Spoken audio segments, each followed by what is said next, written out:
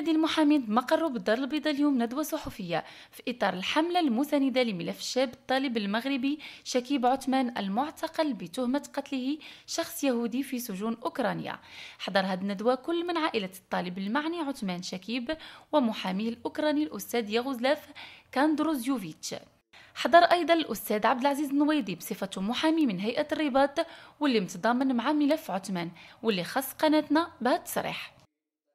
لما سمعت هذه القضيه وكان الحاح باش نحضر فعلا، لما حضرت هذا المحامي الاوكراني بين بان هذا الملف فيه واحد الجريمه خطيره وبان التحقيق ما خداش الطريق الصحيح ديالو.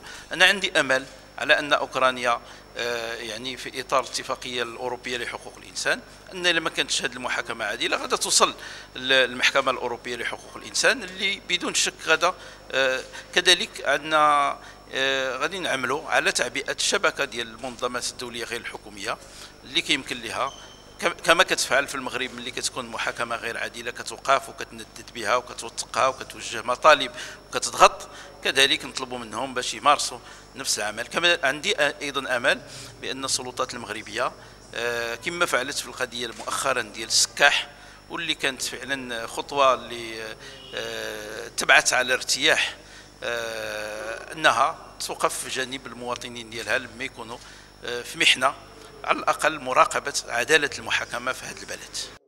عائلة عثمان شكيب متأثرة ومصدومة وكتطالب إظهار حقيقة الواقعة وبتدخل الوزارة الخارجية في هذا الملف. المهم أنا تنقول لكم بأن جميع الملابسات اللي متعلقة بالملف ديال الابن ديالي واللي شرحها لافوكا ديالو بأنها كتبين البراءة ديال الابن ديالي، ومن هذا المنبر كنشكر السلطات التنفيذيه اللي دعاتنا ولبينا الدعوه وجات باش توقف تضامنا معنا. انا تنطلب من السلطات المحليه المغربيه وعلى راسها الوزاره الخارجيه باش تاخذ الملف وتبناه وتتبعه وتحقق لنا داكشي اللي تنطالبوا، لان باش يطيح ظلم على ابن اللي غادي كيطلب العلم هذا لا يطاق. اتصلنا بوزاره الخارجيه وحنا عاوتاني كنطلبوا من هذا المنبر باش تمشي معنا. كنرد ولكن بطيء. دابا حنا كنستغلوا هذه الفرصه باش توقف معنا، باش على الاقل تتناصرنا، لاننا كنحسوا بان الابن راه هو ما عرفاش انا شنو كيوقع له، ما عندي قطيعه معاه ما كنعرفوش، بغيت على الاقل توقف معايا. قريب الحكم، قريب يصدر الحكم.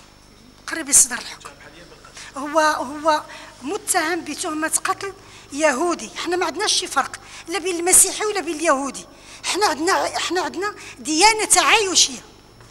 احنا الا كان القاتل ما كنشتفوش عليه، هما تيقولوا بانه كتشوف بان الجثة ديالته بانها ملوحة من 9 ايطاج ولا من بان الابن وحيد انه دار هذيك القضيه وانه دار ذاك الفضيحه، هذا شيء لا يطاق. انا تكلمت معاه لو 15 اكتوبر وطلب مني باش نصيفط له الفلوس، لاني لو 16 لو 15 كان صيفط له لو 16. فاذا بي كنتفاجئ لو 19 اكتوبر كتعيط ليا الوكاله اللي مختصه بطلبات المغرب في الخارج بان جي عندنا اورجون. كنت انا كندوز شي امتحان، مشى للاب ديالو بانه كيتفاجئ تيقولوا بانه ولدك راه قتل. كيفاش الابن ديالنا حنا صيفطناه باش يقرا هو غادي يصبح مجرم؟ حنا ما عندناش في العائله اللي كيقتل، حنا ما مربينش على القتل. الابن ديالي يستحيل انه يدير هذا المشكل. كان اتصال مع الناس تقريبا 36 كود تليفون اللي عيطوا انهم كيتراهنوا معنا على اساس اننا نعطيهم واحد قسط من المال.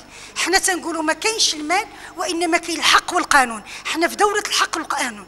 الله ينصر سيدنا محمد السادس. تنطلب منكم بانكم كلكم اي سلطات باش تضامنوا معنا على اي مواطن خارج ارض المغرب، لان المغرب لا يستهان به. كيفاش هادو بغاو يهونونا في الشرف ديالنا، في القيمه ديالنا، يشدوا دري ويشدوه ويحطوه في السجون ديالهم. انا كنعيش واحد الازمه نفسيه، ازمه باش انا ماديا ومعنويا انا في حاجه ماسه اللي يعطوني المساعده. حنا بعنا الغالي والنفيس باش نقضي انا ولدي، ولكن اللهم من هذا منكر. انا تنطلب من السلطات وتنحمل المسؤوليه ديال وزاره الخارجيه باش توقف معايا باش ترد لي الابن ديالي، لانني ما مازالش غادي نولد انا ذاك الولد. هادشي وقع مع 6 الصباح، على حسب القول ديالهم. حنا في 4 ديال العشيه تعيطوا للمراه تيقول لها بانه ولدك قتل، هذه لاجونس.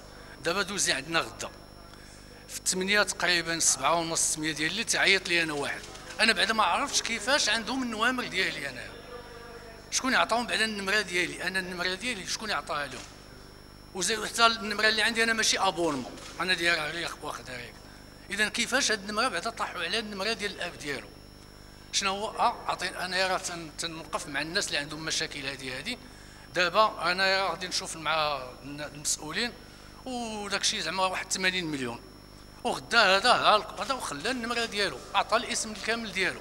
زعما كاين جهات داخله ما نقدرش انا نحدد لك، كاين جهات داخله لا هنايا لا في السفاره غنقول لك حتى في السفاره ما شاء الله. السفاره هنا ديالهم ديال اوكرانيا مشينا لعندهم تيقول لك انا عندي محامي، انا خويا محامي، تسنيناه ما بقاش. هذاك تيصيفط لنا كونطرا، المهم شي ثمن خيالي عرفتي.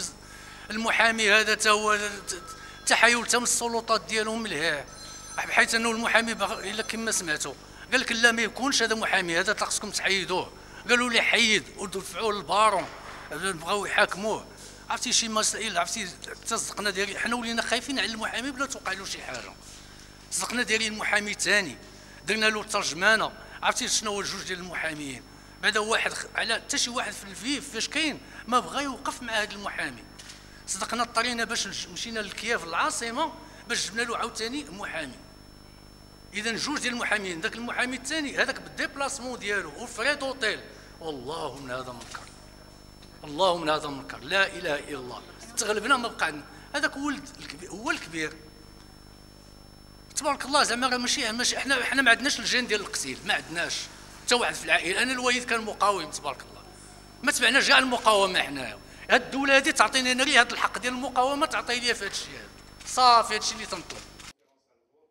للإشارة فمحامي عثمان الأوكراني في نظره أن كل الملابسات المحيطة بهذه القضية كتأكد براءة الطالب المغربي، غير أن أطراف كتعمل جاهدة على إلصاق التهمة به، وعلى الوزارة الخارجية التحرك لحماية حقوق الطالب المغربي المهدد في حياته في أوكرانيا.